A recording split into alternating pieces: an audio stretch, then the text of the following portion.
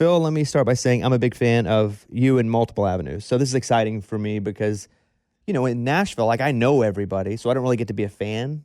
I don't know you. This is cool. Well, I don't know you either, Yeah. but I'm a fan of yours already. What shows matter to you as a kid? Oh, goodness. I watched a lot of TV because I was short and skinny, and if I went outside, I would get hit. And so TV was my friend that didn't hit me, and I loved it. And I could be with my quote-unquote friends on TV. So, I watch Honeymooners reruns. Man, me too. I think I've seen every Honeymooners rerun. It would come on at 11 o'clock. Like Hysterical, right? Jackie Gleason. And Art Carney. Yep. Yeah, that's who I was emulating at home. I found that I could stay up late with my parents and their friends if I could imitate the people I saw on TV, so I would imitate Art Carney. And they thought it was hysterical, like a 4-year-old is imitating this. And I just, that got in deep for me. I'm like, I didn't know there was writing, directing, and producing. I just thought, that guy's funny, I'll be like him. And my dad was funny too, I wanted to be like him. And the Honeymooners, we can jump to Dick Van Dyke Show, All in the Family, Mary Tyler Moore Show, Taxi, The Odd Couple. Do you remember that? I do, yeah. So good. And then later, like Roseanne, The Cosby Show of the 80s. Can't say Cosby. But there's great stuff out there. The Office is, more recent. Just great stuff. And most of it was filmed before a live studio audience, which I also loved because you felt like it was an evening in the theater. And I carried that over to Raymond. So all those things had a great influence on me. You wanted, and you were in front of the camera or on stage at first. In high school and college. Yeah. Because I didn't know about writing and directing. So did you fall in love with it? Yes. More so than the actual performance part of it? I was struggling in New York. I was such a big star in high school and college in the plays. And then I moved into New York City to pursue it. And no one had called New York to tell them what a big star I was in high school. And so I don't have to tell you, if you graduate with a theater degree, the whole world is open to you. It was open to me to sell farm and implement cleaner on the phone, cold that calling. was your job, huh? Cold calling this part of the world. And most of the time people would tell me to go enjoy myself, but not in those words. The opposite. Yeah. Yeah. So just terrible job after job. And then after about 7-8 years of not getting anywhere. Were you auditioning a lot? I couldn't even get an agent. I didn't know how. There's no like rule book for how to do this stuff. And of course it's who you know and I didn't know anybody. And the rejection every day, I wasn't used to it. I didn't have the stomach for it. But then some friends of mine and I wrote a show for ourselves to be in. And I can't stress enough to everybody watching or listening the importance of writing your own ticket in no matter what field, because they're not waiting for you. Nobody's waiting for you. This fantasy of being discovered is a fantasy. You have to do it yourself. You want to make a podcast? Make a podcast. By the way, we're born now with a studio in our pockets. You want to make a video? Make a video. You're not going to go viral immediately, but you keep doing it, you get better and better and better.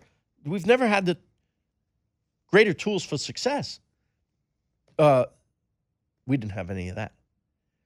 And so we wrote a show for ourselves to be in, and wouldn't you know it, that took off. And at the same time, another friend of mine who had been a writer showed up at my apartment with a word processor and said, this is 1987 or 8, we're going to write a screenplay. I said, I don't know anything about it. He goes, I know the structure.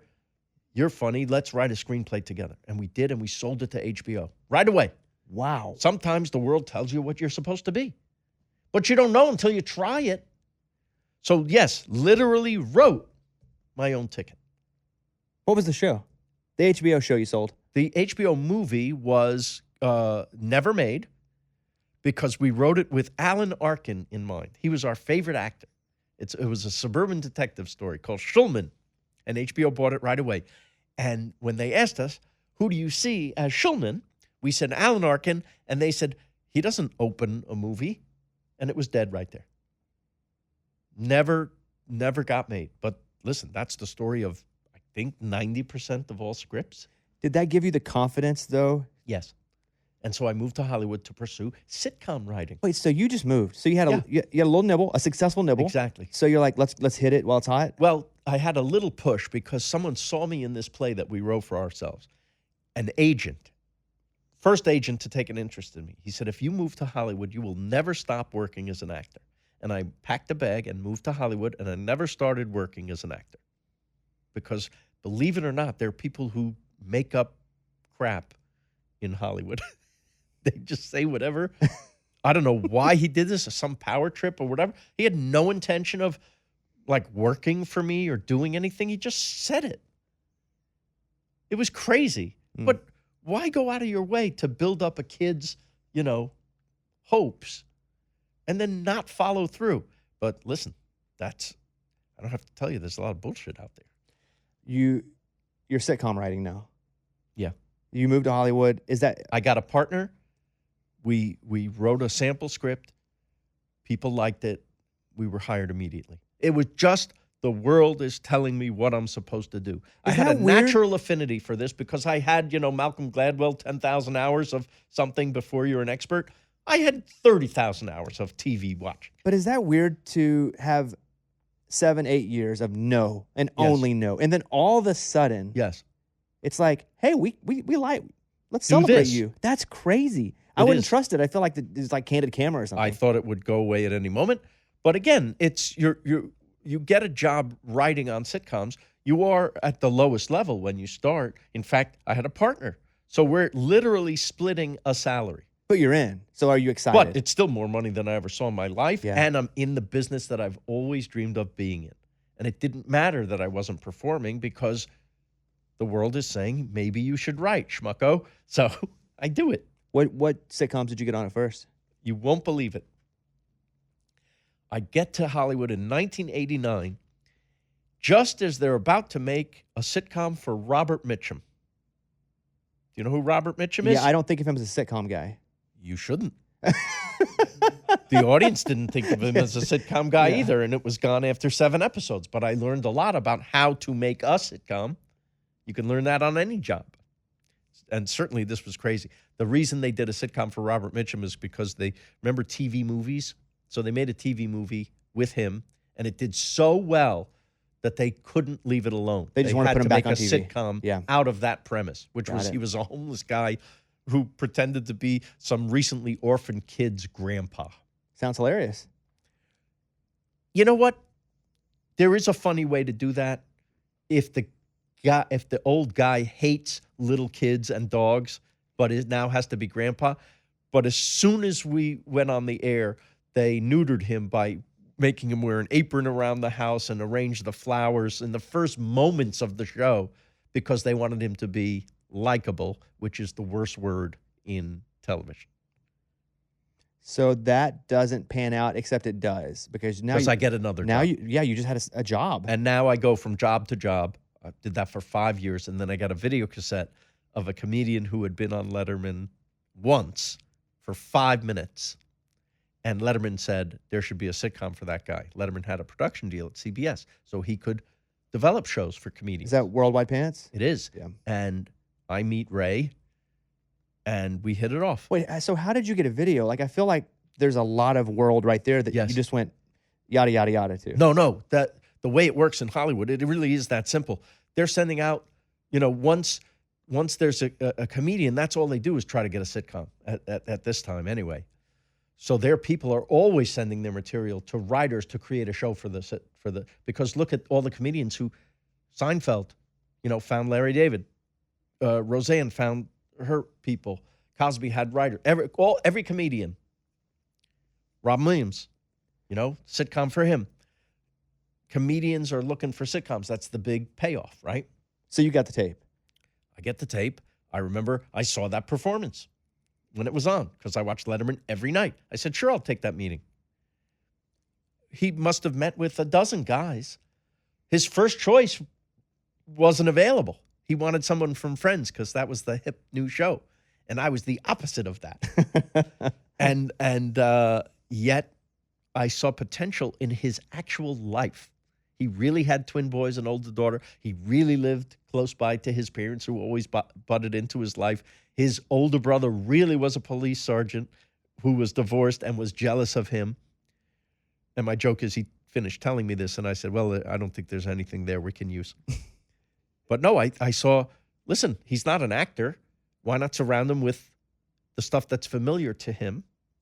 And what I didn't know about the characters and stories and personalities of his family, I filled in with mine. Was he receptive to you making it? And I don't want to say not cool, but yes, no, he was receptive. Like well, nobody thinks that their family's cool. Is my point. Like absolutely. In fact, his first suggestion when I said, let's do this, your family. By the way, his material was coming from his family and being a new dad. So, but he didn't see the value in it right away. He said, can't we just do a show where I sit like in a diner with my friends and we crack jokes? And I said, first of all, there is that show. It's called Seinfeld. Second of all, I'm the wrong guy for that because I need a story. All the shows that I emulated, I found the strength in story, beginning, middle, end, and family, because I had a young family too. And I had my parents, even though they lived 3,000 miles away, they were as intrusive as could be. That's the parents living across the street is the great metaphor for everybody's parents around the world. We just filmed our 30th anniversary reunion special. Wow. Of the show that's going to be on November 24th on CBS.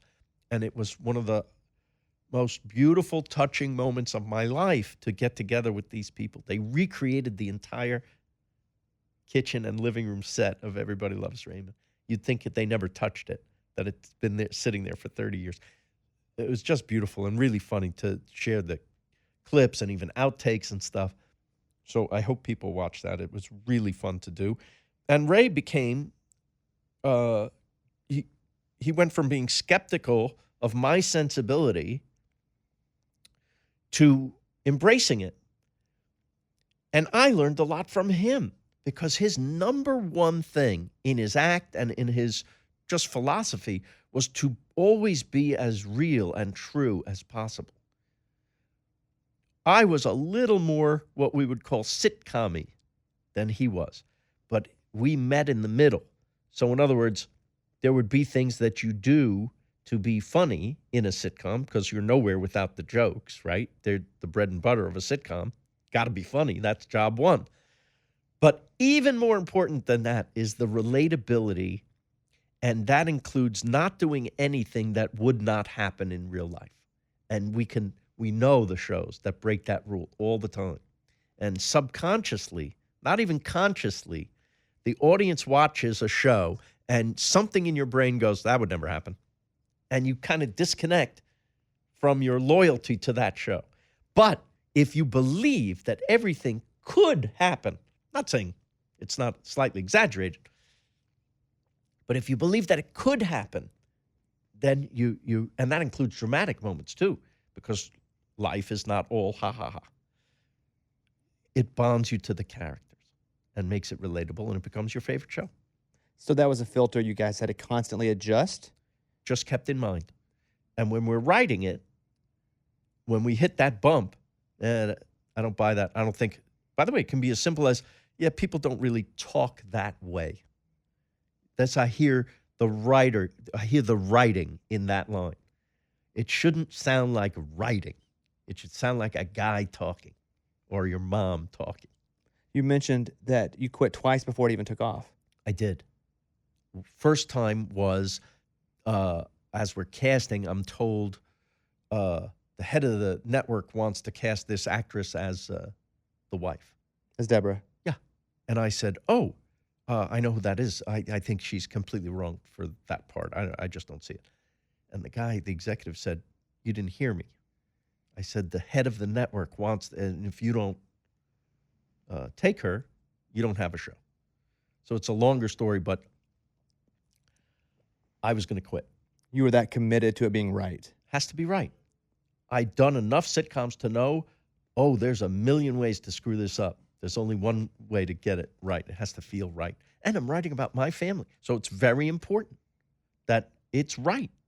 This is my one shot to write about my family. I'm getting, this golden opportunity. The best advice I ever got about anything was as I'm writing the pilot to Raymond, I asked a great old showrunner, someone who created the Mary Tyler Moore Show and the Cosby Show of the 80s and other shows too, named Ed Weinberger. I say to him, any advice? He goes, yeah, do the show you want to do because in the end, they're going to cancel you anyway. Wow, that's great advice. That really, because I can't tell you how many times I've seen writers take all the notes from the network. They don't, by the way, know anything. They're business people. They take all the notes. Why? Because they just think if they take all the notes, they'll get on the air and then they can do what they want. That never happens. Because usually, you know what does happen? Your show doesn't get on the air. Why? Because you made it bad. Why? Because you took all their notes. So do the show you want to do because, yes, they're probably going to cancel you anyway because most shows don't succeed. Whenever that becomes a problem and they want to put someone in that Deborah role that you didn't want, yes. Did you already have your Deborah? Nope. So you just knew it wasn't right. It wasn't Yes. you were fighting for somebody Yes. specifically. I had three. You go with three candidates. You go to the network and you present them. They literally audition. Three other actresses audition, and this is for every part. And then the studio and the network, since they're paying for it, they have some say. But I was going to quit. I was going to quit that day. I even met with this actress. I got her to read for me. She was 10 times worse than I thought she would be. And I knew I was quitting that day. But I spoke to the president of the network, and I told him that I love this actress and that I met her, and she's lovely, and I wanted to marry her myself. But then she read for me, and I have to be honest, it's just not what I wrote. I think she could do it, but I also think that we could do better. And the president of the network said, oh, it was just an idea. But I was really going to quit that day. I gave it my best shot, but I was quitting. Now, flash forward to, we filmed the pilot. Patty Heaton comes in 2 weeks later to our office. She nails the part. She's perfect. Bring her to network, done. That easy, that quick. Because she was right. Now we film the pilot. It goes well. Well enough that we get picked up. They're going to put it on TV. It's going to be a series now. My agent calls me, congratulations. They just want to know who's going to run the show. I said, well, I assume me. They said, you never ran a show before. I said, yeah, but they like the pilot, right? Enough to pick it up to series. I'll do more like that. You don't understand. This is $1 million, multi-million-dollar operation. Now they're not going to entrust you to it. I said, oh, well, then I quit.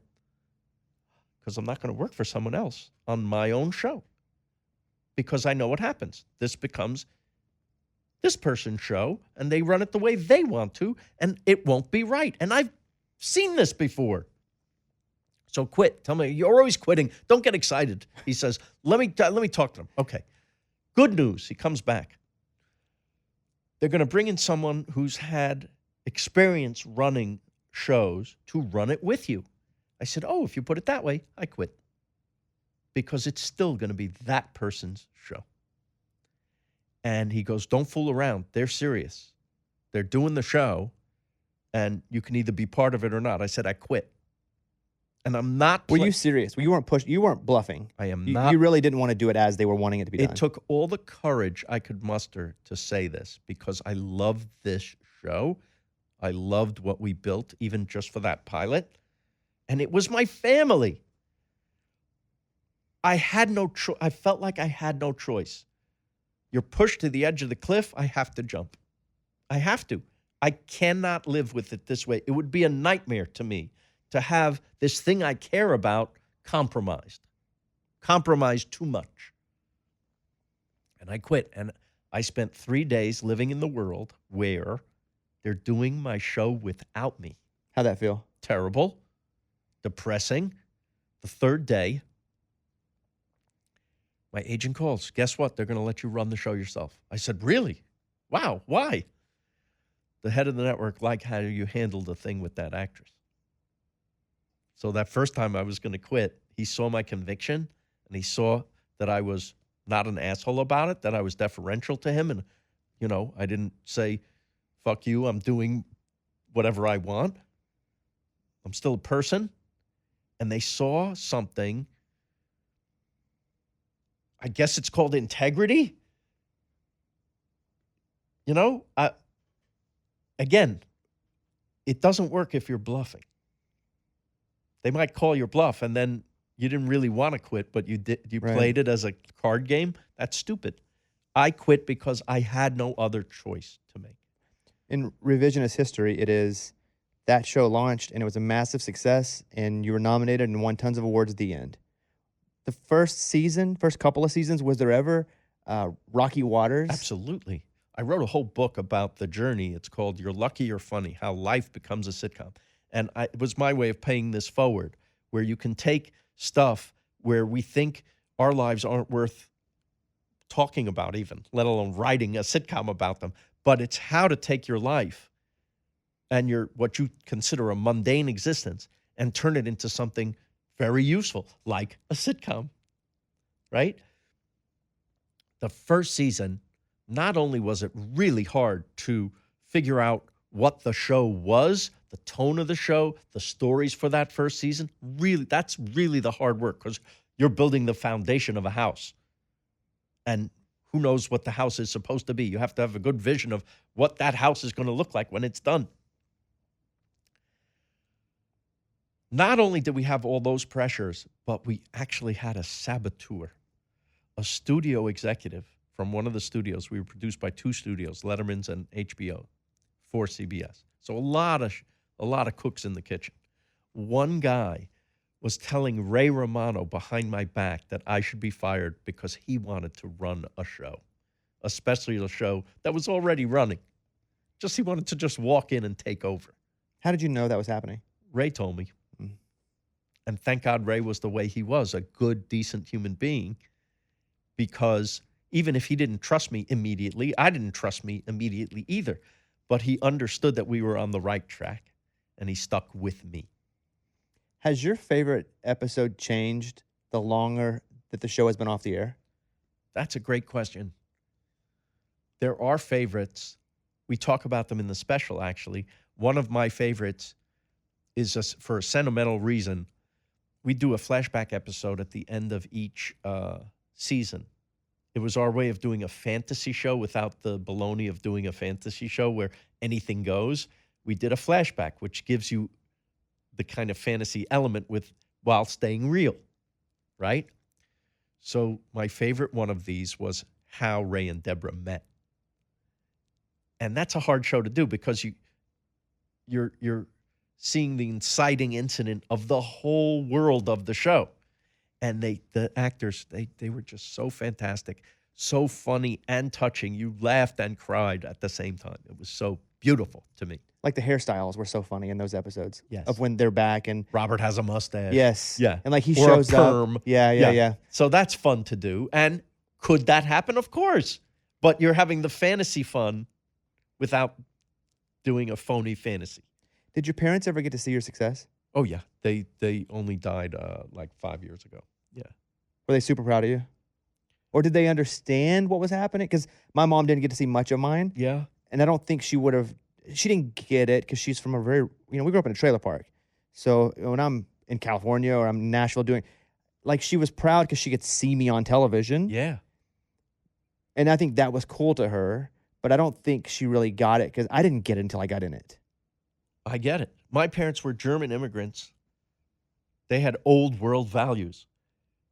When I told you I sold that screenplay, that first time in 1988, I called my parents. My father thought, oh my God, this is the American dream, because we got paid.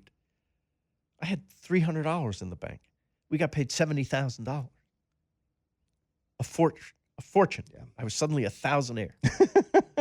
And I tell my dad, and he's like dancing around. And my mother gets on the phone. Why is your dad so happy?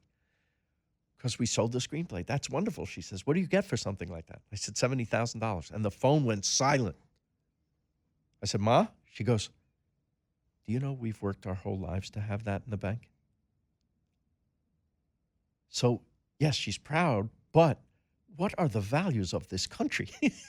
Yeah. You write some jokes on paper when people really work for a living. Yeah. and that you are rewarded like that. And we worked our whole lives, hard work. So it was a little bit of like, you little shit. Yeah. You, When I first made any money, I bought my mom a couple acres and a trailer oh, and teeth, because I never had good teeth. So these are fake teeth. And They look so, but I remember, like, that's the most meaningful thing I feel like I've ever bought. Yeah. Was when I had money to buy my mom a new trailer. great. Were you able to do that with your Yes. parents? I was able to buy them a car. I was able to, towards the end of their life, my mom loved the opera. So I bought them an apartment across the street from the Metropolitan Opera House in Manhattan. Wow. And her last, 7 years were in heaven. I called it pre-heaven because she could volunteer at the opera across the street and go to every rehearsal with her idols. That was everything. Like, that makes me emotional hearing that. Like, to put her in a place that made her happy, fulfilled. I owe them everything. Not only were they incredibly supportive and loving and quote unquote normal, but they were crazy enough to be a complete source of comic material my whole career. Those parents on Everybody Loves Raymond, that comes from somewhere. So a lot of that stuff. So Frank Barone. Well, I would say that the character of Frank Barone was a little more like Ray's dad than mine. But a lot of the one-liners and things my dad was totally capable of, and some of the storylines even. But my mom was really a great inspiration. We invested in a restaurant. Oh, so you're not very bright like me. I know. We are getting some residual checks, Okay. but it is nowhere near where maybe I hoped it would be. And people had said to me, don't jump into a restaurant because they often don't make money. Right. So why are you doing like me, I just jumped in as a team, as a part of one. But you're opening your own diner. You shouldn't do it for money. Well, that's a good philosophy of life, right? The best things that come to us are never because we needed the money. I quit Everybody Loves Raymond twice before it went on the air because I cared about it. I loved the business so much. I love every part of show business except the business. But I loved doing plays and just trying to be funny my whole life. High school. I don't know if were you ever in the school plays? I was Danny Zuko in Greece. Time of your life, right? It was you had awesome. the most fun. That moment where you see your name on the list, that you made it, that you were cast, we chased that feeling the rest of our life because nothing felt as validating or as good or proud of yourself, and just the feeling that you belonged. It's a long-winded way of saying I invest in restaurants. I mean, I've been doing it for like 20 years. So you've invested in multiple restaurants. At least 25, 30 restaurants. Wow. Because I'm really not very bright. But my wife and I, we support the arts. So just like I'm talking about the high school play, we support arts education in school. It's the greatest thing in our lives that we have that background that made us who we are today. And so restaurants, to me, chefs, are artists too. It's my favorite because we get to eat it, the work. This restaurant is under you. Like, this is yours. This is the first one I'm building from the ground up. Yeah. Why just now are you doing your own? I wanted it for years because I went to, in the Somebody Feed Phil, we filmed in Maine. And I went to a little diner in Biddeford, Maine. I don't know if you saw that episode, but it's an old railroad dining car that was bought by the engineer after it went out of commission. He put it on a vacant lot, left the menu exactly as it is because he loved the dining car in the train. So it's 15 seats at a counter. That's all it is. Now the old man dies and it sits empty for a while. Two chefs from the Gramercy Tavern, one of the best restaurants in New York City, they come up, they take over this thing. They leave the menu exactly the same, but they elevate it by using the best possible ingredients, the best eggs they could find, the best bread they could make, the best condiments, homemade, everything. Just elevating the diner experience. What if you had the best waffle you ever had?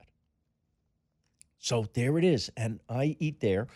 And I swear it stayed with me that whole season. And I went around the world, right? Like you kept thinking about that one experience. Yes, because it was like that ratatouille moment where the critic eats the ratatouille at the end, and what happens? He zooms back to childhood. And it's his mom making him that same dish. So we know diner food. By the way, the guy goes, I go, this is incredible. This is such an achievement, what you've done here. Because every single thing I had at the diner that day was the best of that thing I ever had. He goes, well, it's a pretty low bar, meaning diner food. What's the big? I mean, no. It's the highest bar. Why? Because we all know this food. Every one of us is a diner expert because it's with us our whole lives.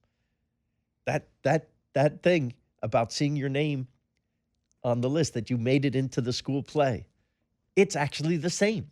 That transportation back to childhood.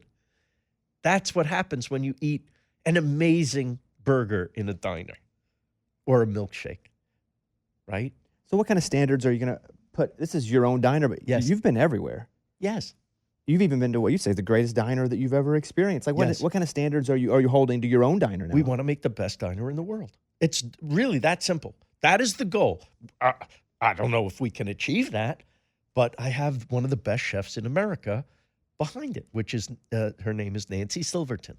And she has some amazing restaurants in L.A. She invented La Brea Bakery, which is kind of worldwide. Her palate is unbelievable. Excuse me. I get excited talking about the diner. So when I came home from Maine, she lives in my neighborhood. I told her all about it. Could we have something like this in our neighborhood? She was in like that. We've been friends for 30 years because I invested in Mozza and a couple of other places. And we're friends. She was in. She gets it. We want to keep our neighborhood. We have this little Mayberry Street in the center of our town called Larchmont Boulevard. And I see it gentrifying. I see it starting to load up with a lot of stores that, I don't know who go. You must have this here. A lot of tchotchke stores and little perfumeries and stuff that there's nobody ever in there. And the soul of your neighborhood can go. The diners are disappearing from America. I don't know what your diner scene is like here in Nashville. In the Do you have South, it's a one? lot of Waffle House.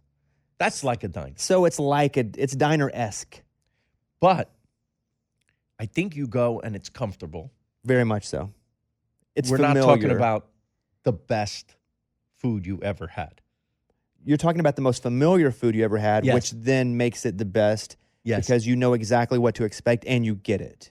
And it's like your old sock or something, right? It's like that. That's just how it is. Yeah, like I have memories of going to, and when I went to college, I was working full-time and driving an hour to and from work, and I would stop at a Waffle House, and this is not a Waffle House plug, they're not a sponsor, but my association with that place is not that it was a 5-star, Sure. the greatest food That's ever. not why we go. But it was like the greatest time of my life. Great. And I connect it to that. So when I drive by that, I still feel that. It's what I imagine your motivation is for creating your own. You're creating community. Diners are centers of the community. And if that disappears, maybe we lose our community, and then maybe we lose our town, and maybe we lose our country. Do you feel like you've gotten to be more of and I say this in a positive way, food snob, since you have become completely, even your brand is now food? Because I think you're probably doing this before I even knew you were into food, before Yes. Feed Phil, before the cookbooks. Yes. I loved it. Yes. So you've been doing it a long time. I have only known you to do it for a decade or so. I don't think I'm a snob. I'm a lover of food, an enthusiast. Yes, certain things are better than others. Yes, certain things like, I don't think, once you learn a little bit about, let's say, fast food, you're not going. You're not going. Like I haven't what? been to McDonald's in 30 years. So where in your life did the food infatuation happen? Was it as a kid, and then you were able to really invest yourself in once you became successful in your career? Or did you find a love for it as you were becoming successful in your career? I think I always loved it. Growing up in my parents' house, I was not in an environment where this love was able to flourish. Why do you say that? What was home like? Not good food. Both parents worked. We didn't have a lot of money. My mom barely had time to get home and make anything for the two monkeys that she had as children. And, nor did she have the real talent or passion for doing it. So I love my mother. I love my father. They were the most supportive, greatest people in the world. They just weren't chefs. A steak was punishment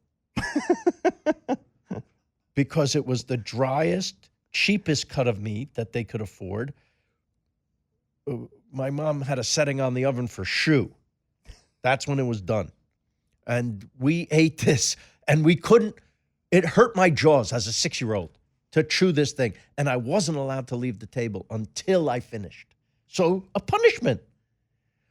When I moved into New York City after college, some friends of mine said, come on, the boss is taking us to the steakhouse, Gallagher Steakhouse in Midtown. Great steakhouse. I said, oh, I don't like steak. They said, well, you should come anyway because this is the best one. You probably have never had a steak like. I said, who would like steak? From where I was coming from, why would you eat this? They said, come, maybe you'll get something else if you don't like it. Well, this steak came out to the table, sizzling, thick, juicy, red, charred on the outside. The most gorgeous thing you ever saw. I literally said, that's steak? You didn't recognize it. Not in my life. 23 years old before that happened. And then, it's like in The Wizard of Oz when she opens the door, and now the movie's in color. That was an epiphany. That was one of them. The other was I never had garlic before. I went to college. I had pasta with sauce. The kids are like, why are you freaking out? Because it's the most delicious thing I ever had. It's just pasta and sauce. I said, no. What are these chopped up little white bits in there? They said, what, garlic? I said, that's garlic? I heard of it, never had it. Did you have like an exploration of food when you started to realize there were more foods out there? It almost feels like kids when they go to college and they're like drugs and sex and all the stuff they didn't get to do. Yeah, mine was food. Yours was steak and garlic. Yes, I was a nice boy. Yes. I just loved exploring. And then also in my early 20s, I got a courier flight to Europe. And boy, does that change your life. What's a courier flight? A courier flight means you're a courier, someone who's taking stuff over. So you were taking something over for somebody. And it was DHL. DHL before they had cargo planes. I'm talking 1983. They would send all their cargo as a passenger's excess baggage. You were only in charge of the luggage tags, 30 of them in an envelope like this. And when you get off the plane in, let's say, Paris, there's going to be a guy holding a DHL sign, and you give him the luggage tags. Your flight is free. You're going to do it back to New York 2 weeks later. That's your time. They're not paying you, but the flight is free. You're like, this is the best job in the world. I had maybe $200 to spend for the 2 weeks. I didn't have much money at all. But, oh, my God, you get a baguette and some cheese in Paris. You sit in the park. You're King Louis. You're as good as anybody. And the point was made clear. Travel.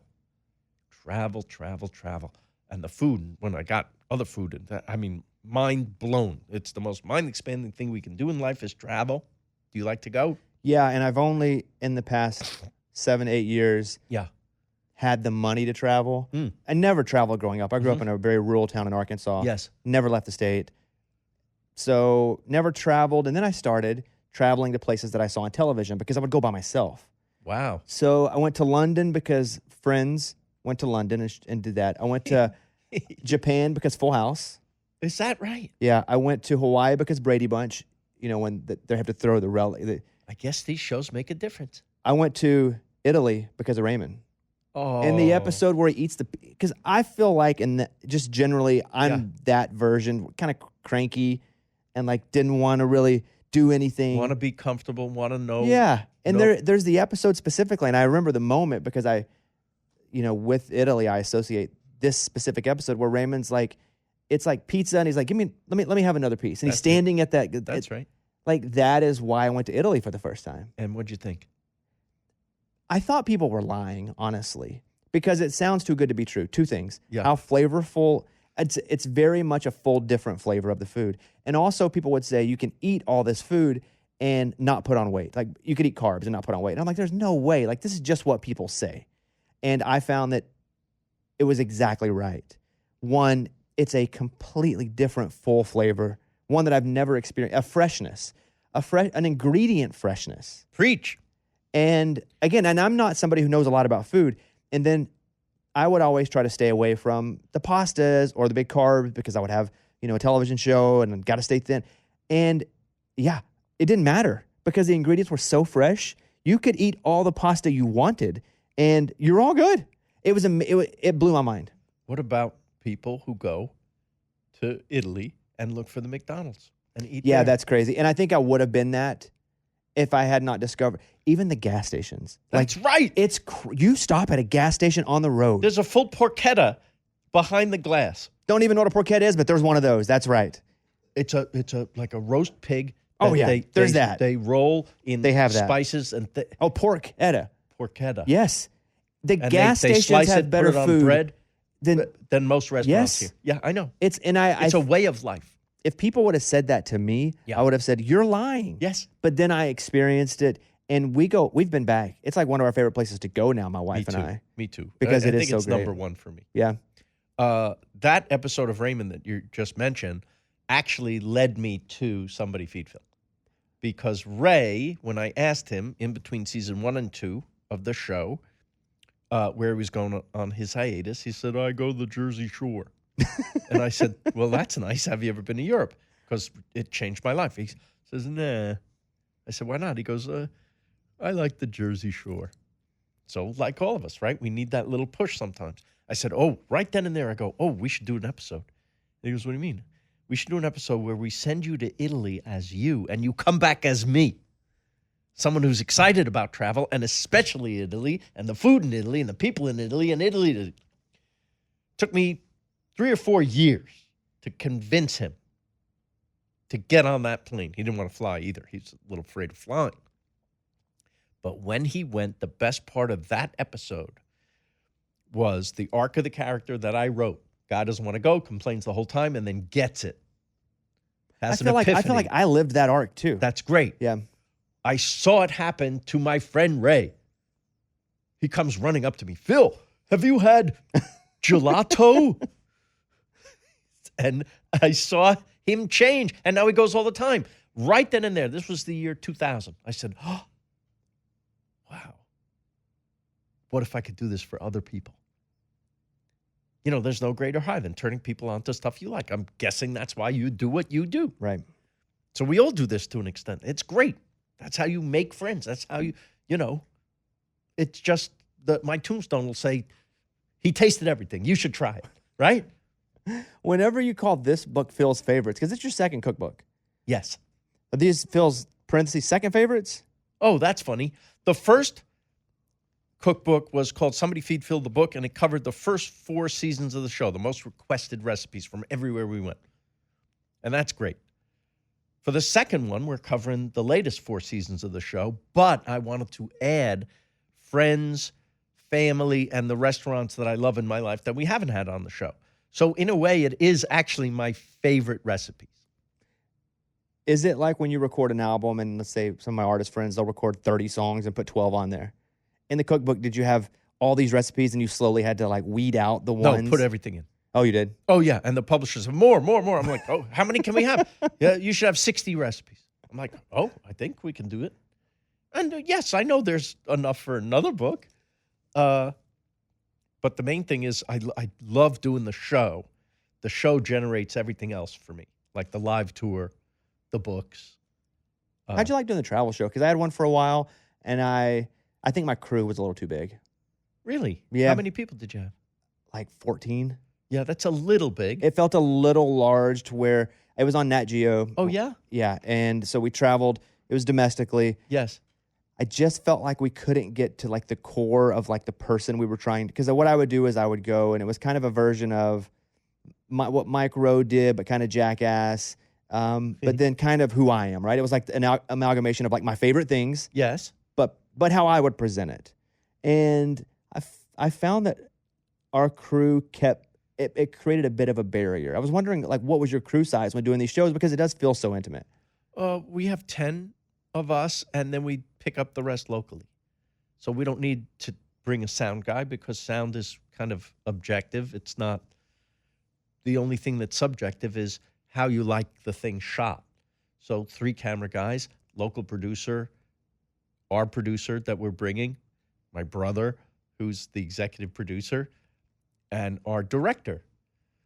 So I like having the same bunch of core guys, and then we're happy to pick up fixers, transportation, everything else we need locally.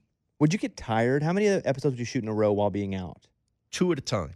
Okay, so that's not so bad. No. Once we did 3 and the crew was like, it's too much.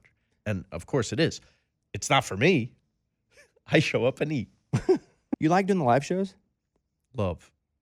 Why? Because I had the stagecraft experience. I had it.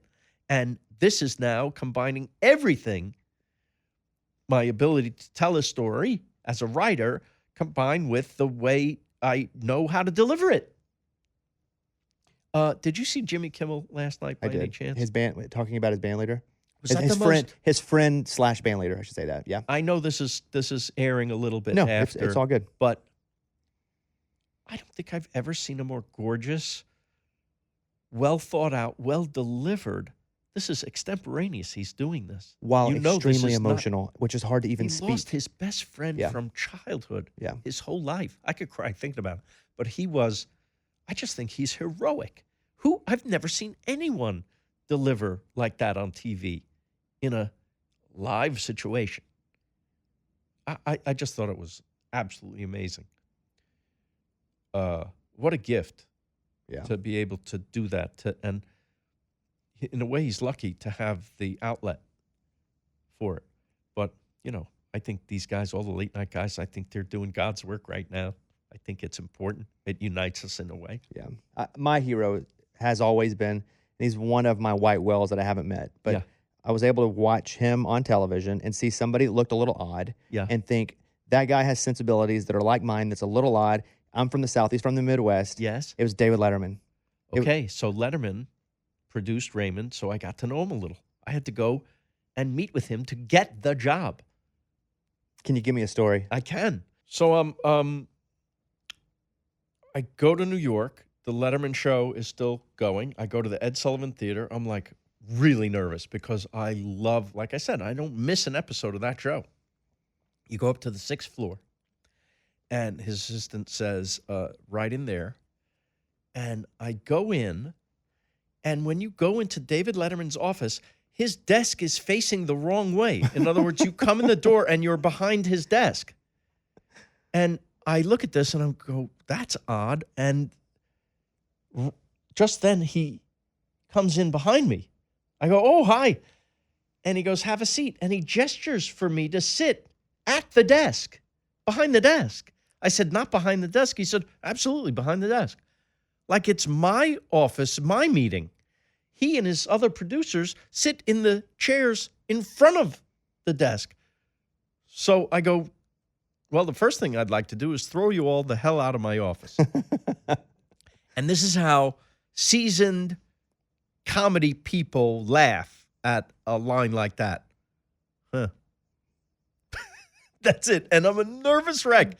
David Letterman sits to the side. He's sitting in a chair kind of like this, but he's leaning it back against a bookcase. Now, the bookcase has a stereo, and the stereo is blasting heavy metal music that they do not turn down.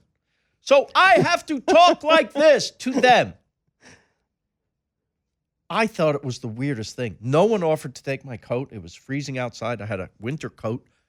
They just sit there, and they're like looking at me like this. And they go, so tell me what you think the show is. And I said, well, it's basically Ray's personality, and I'm taking the real elements from his actual family because it seems really funny to me, and I explained the situation.